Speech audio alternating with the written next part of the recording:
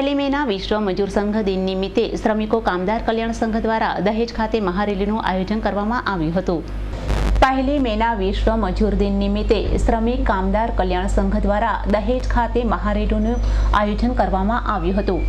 ઔદ્યોગિક ક્ષેત્રે અગ્રીમ એવા ભરૂચ જિલ્લામાં આવેલ વિવિધ નાના મોટા ઉદ્યોગોમાં લાખો કામદારો કામ કરે છે, પરંતુ તેમને મળવાપાત્ર લાભો આપવામાં આવતા ન હોવાથી કામદારોમાં જાગૃતિ લાવવાના પ્રયાસ રૂપે દહેજ ખાતે શ્રમિક કામદાર કલ્યાણ સંઘ દ્વારા આયોજિત મહારેલીમાં સમગ્ર જિલ્લામાંથી કામદારો જોડાયા હતા। આ પ્રસંગે એમ્પ્લોઈઝ યુનિયનના ડીસી સોલંકીએ કામદારોને તેઓના કાયદાકીય હક્કો મળે અને તે પ્રત્યેની જાગૃતતા આવે તે માટે વિશ્વ મજૂર દિન આ આયોજન કરવામાં આવ્યું હોવાનું જણાવ્યું હતું।